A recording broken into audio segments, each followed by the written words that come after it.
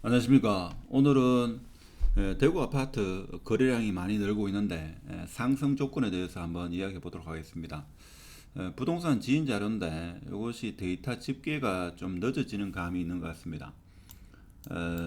지금 23년도 1월 달 보면 보통 월 평균 거래량이 한 2,300건 이렇게 되는데 1월 달에는 한 900건, 900건이 이루어졌고 2월 달 평균 거래량이 2,400건인데 2월 달에는 한 1,400에서 1,500건 거래된 걸로 그렇게 제가 알고 있습니다. 자, 그러면 이것이 몇 프로인가 하면 1,500 나누기 2,400 하면 한 60%. 자, 60% 정도, 62%입니다. 그러면 1월 달에는 작년 10월 달 21%, 11월 달 23%, 12월 달 33%, 1월 달 38%, 2월 달 62%입니다. 그리고 3월 달, 4월 달에는 제 생각할 때는 한 1,600건 혹은 1,700건 이래 봤을 때는 평균 거래량이 한 70%까지 올라오지 않겠는가 이런 생각을 해봅니다. 그래서 가격은 하락하지만 거래량은 지금 반등하고 있다. 그렇다고 해가지고 가격이 반등하는 건 아니고 거래가 많이 이루어지고 있다. 이렇게 이해하시면 되겠습니다.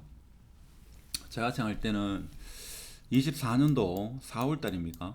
4월인지 5월인지 모르겠지만 지방선거가 있죠. 지방선거가 있기 때문에 지금 대구 부동산이 지금같이 이렇게 계속 하락하면 지역 경제에도 악영향이 있고 하기 때문에 제가 볼 때는 선거철이 되면 정부에서 부동산 부양책이 나오지 않겠는가. 그리고 23년이 여러모로 대구 부동산이 역대 1회로 역사 1회로 가장 힘든 이런 시간이 되기 때문에 지역 경제에도 상당한 악영향을 끼칠 겁니다. 그러면 정부에서는 분명히 부동산 부양책을 쓰지 않겠나. 저는 개인적으로 그렇게 생각합니다. 그래서 그 중심에는 일단 취등록세가 지금 3주택부터 4%죠. 4%인데 이것을 일반 시효로 하지 않겠나 이런 생각이 들고 미분양 아파트에 대해서 양도세 감면 혜택, 자, 양도세 감면 혜택도 나오지 않겠는가. 자, 이런 생각이 들고 일단 이 두 개가 제일 크지 않겠는가. 그리고 특례 보금자리론이 소진되면 계속적으로 특례 보금자리론을 내놓지 않겠는가 이런 생각이 듭니다. 이렇게 되면 제가 볼 때는 23년도가 가장 어려운 시기면서 바닥을 다지는 그런 해가 되지 최저점이 되지 않겠는가. 물론 이 영향이 입주 물량이 워낙 많기 때문에 이 영향이 24년 봄에도 일부 영향을 미치겠습니다만은 이때가 되면 정부에서 어떤 부양책이 충분히 나올 수 있다. 저는 그렇게 생각합니다. 그래서 거래가 얼마만큼 늘어나고 있는가 하면 지금 보면 거래량이 이렇게 어느 구할 것 없이 많이 늘어나고 있는 것을 우리가 눈으로 확인할 수 있죠. 붉은색이 이 거래량이 늘어나고 있다는 것을 나타내고 있습니다. 전체적으로 봐서는 대구 전체적으로 한번 보겠습니다. 청권 즉 한 20%가 늘어나고 있다 이렇게 보고 경남이나 울산, 뭐 부산 같은 경우에는 감소 추세가 있다. 그나마 세종시도 지금 많이 늘어나고 있고 인천, 서울, 경기도도 거래량이 늘어나고 있다. 지방에서는 세종시와 대구광역시가 거래량이 좀 늘어나고 있고 그 외의 지역은 거래량이 상당폭 감소하고 있는 것을 볼 수가 있습니다. 자, 이렇지만 거래량이 좀 늘고 있다고 해가지고 당장 지금 반등한다 뭐 이런 이야기는 아닙니다. 제가 볼 때는 미국 금리가 올 연말 되면 최고점을 찍고 물론 6월달에 최고점을 찍는다 하죠.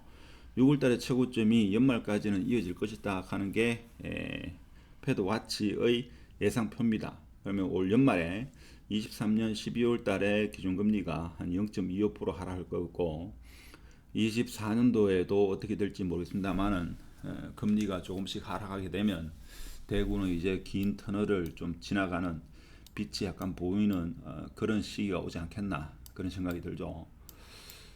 근데 우리나라의 부동산 정책은 서울 경기도 중심으로 많이 이루어졌기 때문에 지방은 좀 소외되는 이런 감은 있습니다만은 지방선거가 있기 때문에 지방을 완전히 외면할 수는 없을 겁니다. 그러면 원래 분명히 정부에서 어떤 정책이 나오지 않겠는가. 그 정책에는 양도소득세 그리고 취등록세 뭐 그런 쪽에 제가 볼 때는 부양책이 나올 소지가 충분하다 저는 그렇게 봅니다. 그리고 주택 그 수요 심리를 나타내는 매수 우위 혹은 이 데이터를 보면 지금 두 자릿수 보면 22년 하반기에 보면 언제입니까? 6월달, 10월달 6%, 뭐 11%가 잠시 있습니다만은 대체적으로 한 자릿수가 많았죠. 한 자릿수가 많다가 이제 드디어 2월달 돼가지고 10%대 매수 우위 지수가 아주 조금 올랐습니다. 아주 조금. 그렇죠. 아주 조금 올랐는데 특례 보금자리론의 영향으로 핵심지 같은 경우에는 거래가 계속적으로 일어날 가능성이 크다. 그렇지만 승구는 아직 연말에 입주 물량이 많이 있기 때문에 분위기가 완전히 상승 국면으로 이렇게 흘러가기는 조금 어렵지 않겠는가. 연말이 지나고 나면 이제 수성구는 더 이상 입주 물량이 많지 않기 때문에 타구하는 분위기가 좀 다를 것이다 하는 게 제 개인적인 생각이고, 저 개인적인 생각이기 때문에 투자에는 그렇게 참고할 필요는 없겠습니다. 자, 이렇게 보면 되고, 하락을 보면 하락은 늘 하락이죠. 지금 늘 하락입니다. 지금 어느 도시 할 것 없이 다 하락이죠. 하락이고 최근 일주일 사이부터 두 달 사이, 두 달 거래 기준을 봐서도 전반적으로 하락하고 일주일 전으로 봐서도 지금 하락하는 게 많이 보입니다.